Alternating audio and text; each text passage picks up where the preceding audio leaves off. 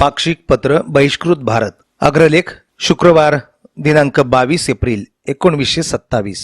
शीर्षक महाड येथील धर्मसंगर व वरिष्ठ हिंदूंची जबाबदारी. कुलाबा जिल्हा बहिष्कृत परिषदेचे अधिवेशन संपल्यानंतर महाड येथील ब्राह्मण्यग्रस्त हिंदू गावगुंडांनी केलेल्या दंग्याची हकीकत आम्ही बहिष्कृत भारताच्या मागल्या अंकी दिली होती. महाड म्युनिसिपालिटीने सार्वजनिक ठरविलेल्या चौदार तळ्यावर पाणी भरल्यामुळे मारहाण झाली ही बाब केवळ पाण्याची सोय या दृष्टीने क्षुल्लक आहे असे कदाचित म्हणता येईल व भालाकाराप्रमाणे ती नळ लावून अगर अन्य प्रकारचे सोवळे उपाय योजून मिटविता येईल. पण दुसऱ्या दृष्टीने ही बाब क्षुल्लक नसून अत्यंत महत्वाची आहे, कारण एका मोठ्या प्रश्नाशी तिचा संबंध पोहोचतो. अस्पृश्य लोक पाणी घेण्याकरिता चौदार तळ्यावर गेले म्हणून मारामारी झाली असे म्हटल्याने घडलेल्या प्रकाराचे खरे स्वरूप उघड होत नाही. झालेल्या प्रकाराचे खरे स्वरूप अगदी निराळे आहे. त्यास दंगा म्हणण्यापेक्षा धर्मसंगर म्हणणे जास्त यथार्थ होईल असे आमचे मत आहे.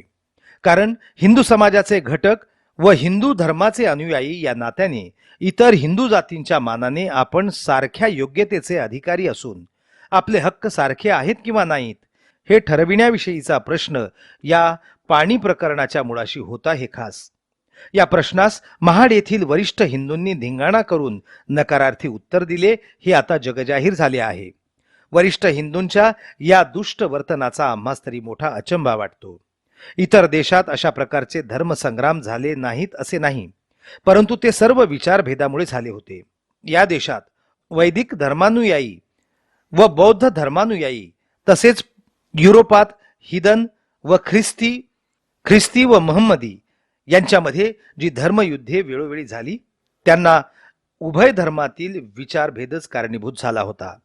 परंतु महाड येथील धर्मसंगर हिंदू धर्माच्या तत्वाविषयी मतभेद उत्पन्न झाल्यामुळे झाला असे म्हणता येणे शक्य नाही. महाड येथील धर्मसंगरात उभय पक्षाचे लोक धर्म संप्रदायाच्या दृष्टीने एकच होत हे निर्विवाद आहे. असे असताना काही धर्मबंधूंनी आपल्या दुसऱ्या धर्मबंधूस तुम्ही सामाजिक दृष्ट्या आमच्या खालचे आहात, तुमच्या संसर्गाने आमचा अधपात होईल हे सिद्ध करण्यास दंडेली करावी हे पाहून कोणाही परकीय माणसास विस्मय वाटेल याबद्दल शंका नाही. पाश्चिमात्य राष्ट्रामध्ये सामाजिक समतेस केव्हाच अधिष्ठान प्राप्त झालेले आहे. मी इतरांच्या बरोबरीचा तर आहेच, पण त्यापेक्षा लाख दर्जे बेहत्तर आहे अशी दरेकाची भावना असते. कोण कोणाच्या वरचा नाही व कोण कोणाच्या खालचा नाही अशा समबुद्धीने सामाजिक व्यवहारामध्ये दरेक व्यक्तीची नांदणूक असते. मतदानाच्या हक्कांच्या विस्तृततेमुळे राजकीय समताही स्थापन करण्यात आली आहे. जेणेकरून कोणी कोणावर राज्य करतो ही भावना नष्ट होऊन तिच्या ऐवजी आपण करू तसे राज्य ही भावना अधिष्ठित झालेली दृष्टीस पडते. इतकेच नव्हे तर सामाजिक दृष्ट्या व राजकीय दृष्ट्या एक दुसऱ्याच्या समान असता आर्थिक दृष्ट्या एक दुसऱ्याच्या असमान का असावा अशा वादास तेथे सुरुवात होऊन सामाजिक व राजकीय समानतेच्या पाठोपाठ आर्थिक समानता प्रस्थापित होण्याची सूचिन्हे तेथे दिसू लागली आहेत. खरे म्हटले असता ख्रिस्ती किंवा मुसलमानी धर्मशास्त्रे ही समानतेच्या तत्वांचा पुरस्कार करणाऱ्यांपैकी नव्हेत. त्यांच्या तत्वज्ञानाची मर्यादा अगदी आकुंचित आहे. सारी माणसे ईश्वराची लेकरे आहेत व परमेश्वराच्या दृष्टीला ती समसमान आहेत एवढेच काय ते त्यांचे सांगणे आहे. माणसे ही आपापसात एकमेकांच्या दृष्टीने समसमान आहेत इतके प्रतिपादनापर्यंत त्यांची मजल गेलेली नाही. हिंदू धर्माचा सिद्धांत ख्रिस्ती व महम्मदी धर्माच्या सिद्धांतापेक्षा कितीतरी पटीने समतेच्या तत्वाला पोषक आहे. माणसे ईश्वराची लेकरे आहेत एवढ्यावरच न थांबता ती ईश्वराचीच रूपे आहेत असे मोठ्या निर्भीडपणे हिंदू धर्म सांगत आहे. जेथे सारीच ईश्वराची रूपे आहेत तेथे कोणी उच्च कोणी नीच असा भेदभाव करणे शक्य नाही हे त्या धर्माचे एक महान ओजस्वी तत्व आहे. हे कोणासही नाकबूल करता यावयाचे नाही. समानतेचे साम्राज्य स्थापन होण्यास यापेक्षा दुसरा मोठा आधार सापडणे कठीण दिसते. असे असताना जी सामाजिक समता ख्रिस्ती व महम्मदी राष्ट्रातून दिसून येते तिचा हिंदू समाजात कोठे मागमुसही नसावा व ती प्रस्थापित होण्याचे पवित्र प्रयत्न चालू असता हिंदू धर्मीय म्हणविणाऱ्या लोकांकडून अडथळा करण्यात यावा. यावरून हिंदू धर्मीय लोकांस खऱ्या हिंदू धर्माची किती थोडी ओळख आहे हे दिसून येते. एकधर्मीय लोक विधर्मी लोकांप्रमाणे एकमेका संबंधाने अशा प्रकारे द्वैत भाव बाळगतात. याचे समर्थन करताना हिंदू धर्माभिमानी लोक असा मुद्दा मांडतात की हिंदू धर्माची दोन अंगे आहेत, एक तत्वज्ञान आणि दुसरे आचार. त्यापैकी तत्वज्ञानाच्या दृष्टीने जरी अस्पृश्य लोक स्पृश्यांच्या समान असले तरी आचाराच्या दृष्टीने ते असमान नव्हे, अपवित्र आहेत. म्हणून त्यांच्याशी व्यवहार करणे हा अधर्म होय. रूढीर्बर्लियसी असे म्हणून जर धार्मिक बाबतीत तत्वज्ञान झुगारून द्यावयाचे व नुसता आचार पाळावयाचा हेच रास्ता आहे, तर राजकीय बाबतीतही तोच न्याय का लागू नसावा.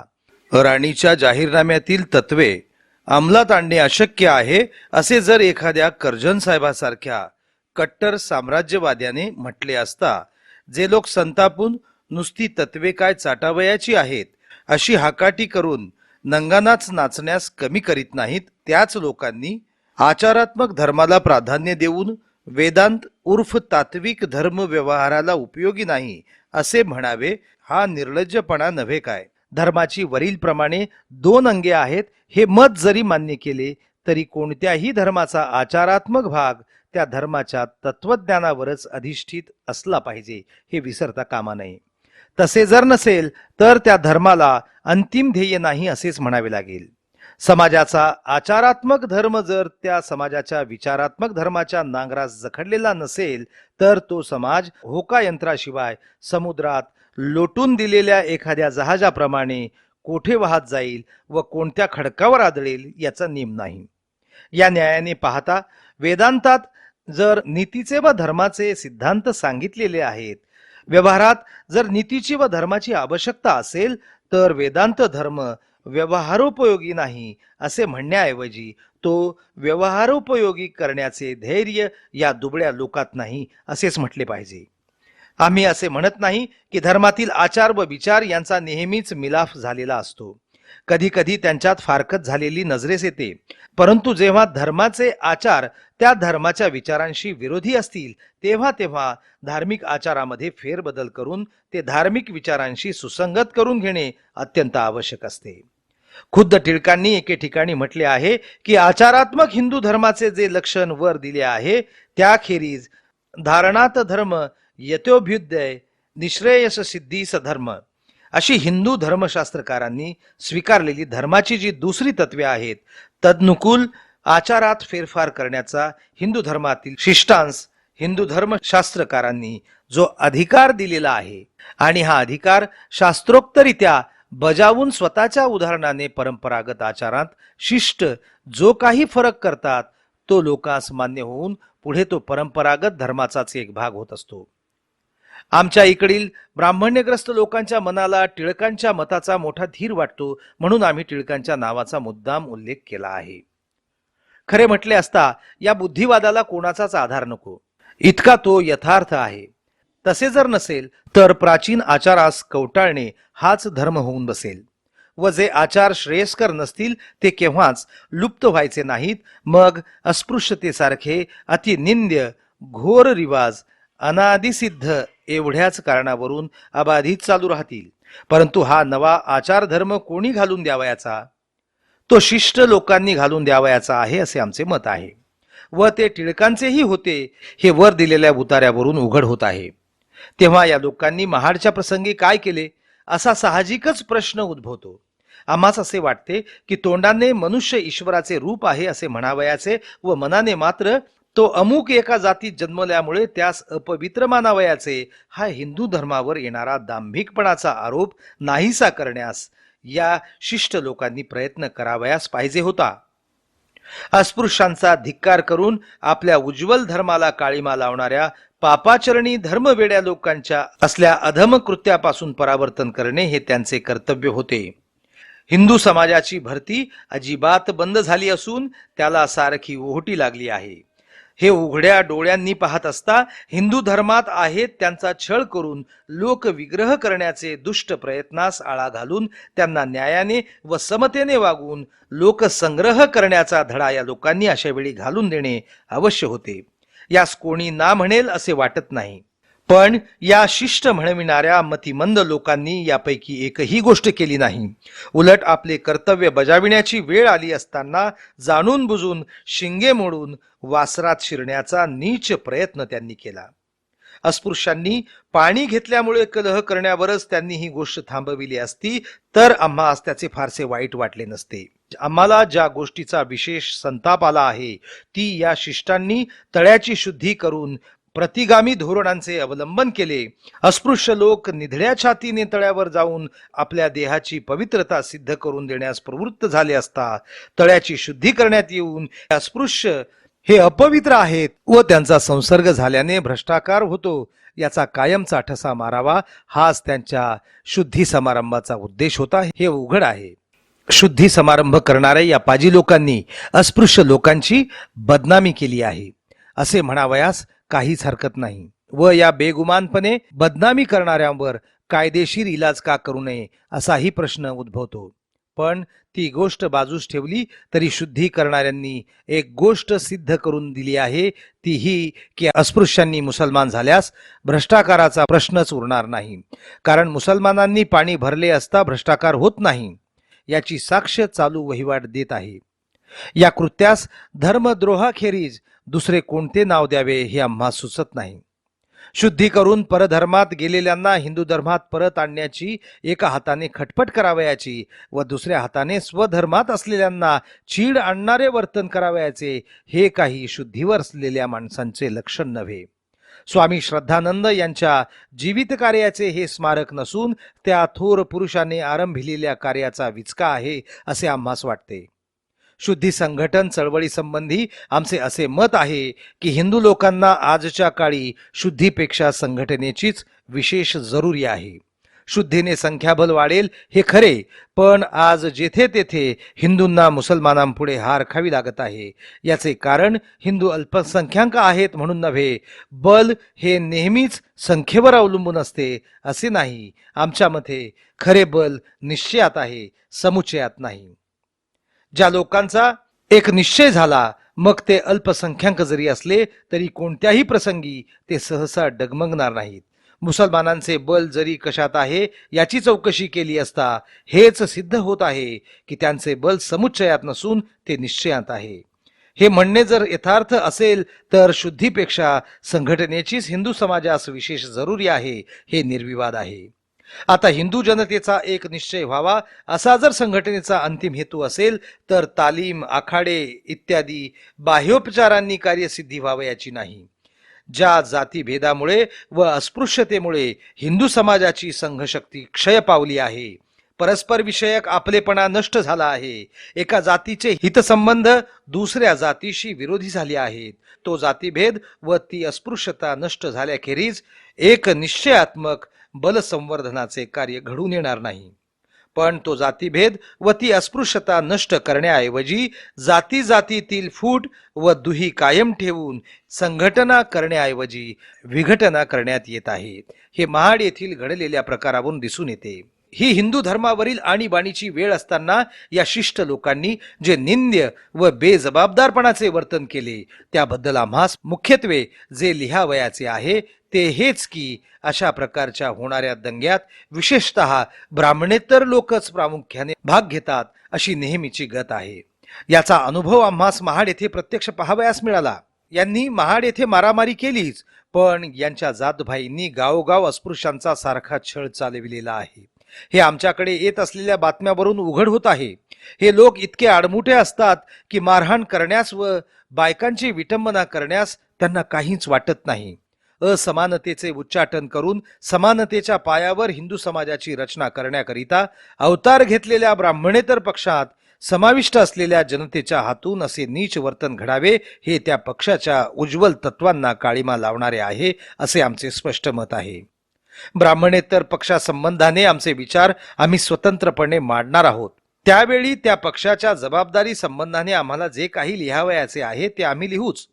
पण महाड येथील दंग्यात जी एक विलक्षण गोष्ट आमच्या निदर्शनास आली ती ही की खुद्द शेठजी व भटजी गांधी टोपी व टिळक शर्ट घालून ब्राह्मण्य संरक्षणार्थ काठ्या घेऊन पुढे आले होते. इतकेच नव्हे तर गावोगावी याच लोकांनी आमचे तळे बाटले, तुमच्या विहिरी सांभाळा असे संदेश पाठविले. खेडोपाडी अल्पसंख्याक असणाऱ्या अस्पृश्यांविरुद्ध बहुसंख्याक ब्राह्मणेतर जनतेस चिथावून दिले. ब्राह्मण्य संरक्षणार्थ धावून येणाऱ्या या शेठजी भटजींचे त्यांच्या पराक्रमाबद्दल आम्ही अभिनंदन करतो, पण आम्हास त्यांना एका गोष्टीची आठवण करून देणे भाग पडत आहे. ब्राह्मणेतर जातीत समाविष्ट झालेल्या जाती या हल्लीच्या काळी तरी माकडाप्रमाणे निर्बुद्ध आहेत. माकडाच्या हाती कोलीत दिल्यापासून आत्मघात होणार आहे, ह्या शेठजी भटजींनी पक्के लक्षात ठेवावे. याच ब्राह्मणेतर जनतेने एकेकाळी घाटावरील शेठजींची नाके कापून त्यांच्या घरादारांची राख रांगोळी केली आहे. हे इतिहास प्रसिद्ध आहे. जो प्रकार घाटावर घडला तोच घाटांखाली घडणार नाही हे कोण सांगू शकेल. जे लोक आज आपल्या हातातील दांडे म्हणून वागत आहेत तेच उद्या आपले काळ होतील, हे त्यांनी खूप ध्यानात ठेवावे. नुकतेच एक वृत्त प्रसिद्ध झाले आहे. तारीख 29 मार्च 1927च्या केसरीच्या अंकात या माकडांनी आपल्या हातचे कोलीत ब्राह्मणांच्या घरावर कसे फिरविले याची हकीकत देऊन केसरीने प्रासंगिक बोल या आपल्या सदराखाली आपले विचार प्रगट केले आहेत. खालील उतारा त्यातून घेतलेला आहे. सत्यशोधक समाजाचे पुढारी समतेची मोठमोठी तत्वे बोलतात, पण खेड्यापाड्यातून सत्यशोधकी मताचे वारे शिरल्याबरोबर तेथील वातावरण जाती द्वेषाने भरून जाते व ब्राह्मणांचं जीवित असह्य होते. सत्यशोधकी लेखकांच्या जिभेवर बुद्ध, ख्रिस्त, गांधी इत्यादी थोर व्यक्तींची नावे खेळत असतात, पण गावोगावी चाललेल्या द्वेषमूलक व अत्याचारी वृत्तीच्या सत्यशोधकांचा निषेध किंवा त्यांच्या दुष्कृत्यास आळा घालण्याचा यत्किंचितही प्रयत्न हे पुढारी किंवा लेखक करीत नाहीत. त्यामुळे सत्यशोधक म्हणजे जाती द्वेष पसरवून अत्याचारी वृत्तीचा प्रसार करणारे असा अर्थ समाजात रूढ झाला आहे. खेडे गावातील सत्यशोधकांच्या उपद्रवासंबंधी दर आठवड्यास आमच्याकडे तक्रारी येत असतात. त्यात बहुतेक बाहेरून येणाऱ्या ब्राह्मणेतर शाळा मास्तर हा सर्व उपद्रवास प्रेरक झालेला असतो. हा शाळा मास्तर आल्यापासून 1-2 वर्षाचे आतच गावात असलेल्या शांततेचे व सलोख्याचे वातावरण बिघडवून टाकतो. समतेच्या उत्त तत्वाचे ऐवजी अत्याचारी जाती देशाचे भूत गावात मनसोक्त थैमान करू लागते. मासल्याकरिता या अनेक हकीकतीपैकी एक हकीकत देतो. गावात लोकसंख्या सुमारे 1000 आहे. पैकी 30 ब्राह्मण, 200 मराठे व बाकीचे धनगर, महार वगैरे. या गावात सत्य समाजाचे वारे 2 वर्षापासून खेळू लागले आहे. ते इतके दिवस धुमसत होते, पण आता त्याने पेट घेतला आहे. सत्य समाजिष्ट पुढारी हा तेथील शाळा मास्तर आहे. गावातील पुष्कळसे अशिक्षित लोक त्या मास्तराच्या सांगण्याप्रमाणे वागतात. माझी हीच शेतकऱ्यास विनंती, सोडा भटाची संगती. असली ब्रह्मद्वेषी गाणी मुलांच्या हाती देण्यात येतात. ब्राह्मण मारवाडी लोकांच्या बायकास घराबाहेर पडणे कठीण झाले आहे, तर एखादी बाई बाहेर दिसली तर तिला मुलांकडून खडे मारवितात. व ही हकीकत वर्तमानपत्रात अगर अधिकाऱ्यास कळविण्याचा ब्राह्मणांनी प्रयत्न केल्यास गंजी जाळणे, रस्त्यात मारहाण करणे इत्यादी अत्याचारी प्रकार सुरू होतात. ब्राह्मणांच्या बाजूस असणाऱ्या एका मुसलमान मास्तरास ठार मारण्याच्या धमक्या देण्यात आल्या व प्रत्यक्ष मारहाण करण्यात आली. असल्या हकीकती नावगाव देऊन प्रसिद्ध केल्यास अल्पसंख्य ब्राह्मणास अधिकच त्रास होण्याचा संभव असल्यामुळे वरील वृत्तपत्रातून नावगाव गाळले आहे. सत्यशोधक पुढारी व त्यांच्या शाब्दिक समतेच्या वाकपाटवास भाळलेले काही अननुभवी ध्येयवादी यांचे पुढे या गोष्टी मांडूनही ते याबद्दल फारसा विचार करीत नाहीत. तेव्हा ब्राह्मण समाजाने या गोष्टींचा विचार करून काहीतरी धोरण निश्चित केले पाहिजे. काही खेड्यातील ब्राह्मण लोक खेडी सोडून जातात, तर काही या जाचात कसेबसे दिवस कंठीत असतात. अकोल्यास भरणाऱ्या बृहन्महाराष्ट्र ब्राह्मण परिषदेने या प्रश्नाचा विचार करणे जरूर आहे. या कामासंबंधाने एखादे मध्यवर्ती मंडळ नेमून त्याने सर्व ठिकाणच्या तक्रारी संबंधीची माहिती गोळा करावी व ती वारंवार सरकारच्या व लोकांच्या नजरेस आणावी. आणि वरिष्ठ अधिकारी चौकशी करण्यास तयार असतील तर त्यास व्यक्तींची नावे कळवावी. सरकारकडे केलेल्या तक्रारींचा फारसा उपयोग होत नाही हे आजपर्यंत दिसून आले आहे. सैतानाचे तोंडचे हे वेद ऐकून कोणास आश्चर्य वाटणार नाही. ज्यांना न्यायाने वागण्याची बुद्धी सुचत नाही त्यांच्यावर अन्याय झाला तर कोणाला सहानुभूती वाटणार आहे. सर्पाचे डोके ठेचले तर त्याच्याबद्दल शोक कोणी करावा. वास्तविक पाहता खेडोपाडी अस्पृश्य लोकही अल्पसंख्याक आहेत व त्यांच्यावरही ब्राह्मणेतर जनतेकडून जोरजुलूम करण्यात येतो. समदुःखी म्हणून ब्राह्मणांवर होत असलेल्या अत्याचाराबद्दल त्यांना वाईट वाटावयास पाहिजे, पण आज त्यांना तसे वाटणे शक्य नाही. जो त्यांच्यावर प्रसंग आल्यास त्यास सहाय्य करील, त्यावर प्रसंग उदरला असता ते त्यास सहाय्य करते हे उघड आहे. पण या भटजींना आपल्या भीषण भविष्य काळाची पूर्ण जाणीव कोठे झाली आहे? तशी जाणीव झाली असती तर त्यांनी अस्पृश्यांशी अशा प्रकारचे वर्तन केले असते असे मुळीच संभवत नाही. पण हा प्रश्न त्यांच्याच तरुणोपायाचा असून तो त्यांनी सोडवावयाचा आहे. आम्हाला त्यांना एवढेच सांगावयाचे आहे की आजवर महात्मा गांधींप्रमाणे अस्पृश्यता हा हिंदू धर्मावरील मोठा कलंक आहे असे आम्ही मानित होतो, पण आता आमची दृष्टी फिरली आहे व तो आमच्या नरदेहावरील कलंक आहे असे आम्ही समजतो. हा हिंदू धर्मावरील कलंक आहे असे जोपर्यंत आम्ही मानित होतो तोपर्यंत तो काढून टाकण्याचे कार्य आम्ही तुमच्यावर सोपविले होते. हा आमच्यावरील कलंक आहे अशी आमची जाणीव झाल्यामुळे तो धुवून काढण्याचे पवित्र कार्य आता आमचे आम्हीच स्वीकारले आहे. या कार्याच्या सिद्धीप्रित्यर्थ आमच्यापैकी काही जणांना आत्मयज्ञ करावा लागला तरी आम्ही मागे पुढे पाहणार नाही. तुम्ही तळे शुद्ध करून आमची अपवित्रता सिद्ध करण्याचा महाड येथे जो निश्चतम प्रयत्न केला तसा आणखी हवा तर करा, पण आम्ही पवित्र आहो हे तुमच्याच मुखे वदवून घेतल्याखेरीज आमची शांती होणार नाही. तुम्ही हिंदू धर्माला लाविलेला कलंक आम्ही आपल्या रक्ताने धुवून टाकावा असा जर ईश्वरी नेमानेम असेल तर आम्ही स्वतःच अत्यंत भाग्यवान समजतो व अशा पवित्र कार्याचे दूत आपण होणार आहोत या भावनेने आम्ही निर्भय झालो आहोत. महाड येथे मारामारी होऊन अस्पृश्यांना दुखापती झाल्या याबद्दल आम्हास मुळीच वाईट वाटत नाही. केवळ मारामारी या दृष्टीने जर कशाचे वाईट वाटत असेल तर ते हेच की महाड येथे जमलेल्या अस्पृश्यांनी हातची संधी दवडली. त्यांनी जर मनावर घेतले असते तर तेथे वचपा काढण्यास ही संधी नामी होती. पण आम्ही मारामारी या दृष्टीने या पाणी प्रकरणाकडे मुळीच पाहत नाही. आम्ही त्यास समतेच्या तत्वासाठी मांडलेल्या धर्मयुद्धातील पहिले रणकंदन आहे असे समजतो. मध्यंतरी जयापजयाचा वाटा कोणाच्या तरी हाती गेला तरी शेवटी यश आमचेच आहे याबद्दल आम्हाला मुळीच संशय नाही. या स्वजनोद्धाराच्या तसेच स्वधर्मोद्धाराच्या महत्कार्यात यशप्राप्ती होण्यास रक्तपात होऊ नये अशी आमची उत्कट इच्छा आहे. पण नाईलाज होऊन ब्राह्मण्यग्रस्त लोकांच्या दुराग्रहामुळे रक्तपाताचा प्रसंगच जर ओढवला तरी आम्ही मागे घेणार नाही व त्याची जबाबदारी केव्हाही आमच्यावर असू शकणार नाही हे त्यांनी पक्के ध्यानात ठेवावे.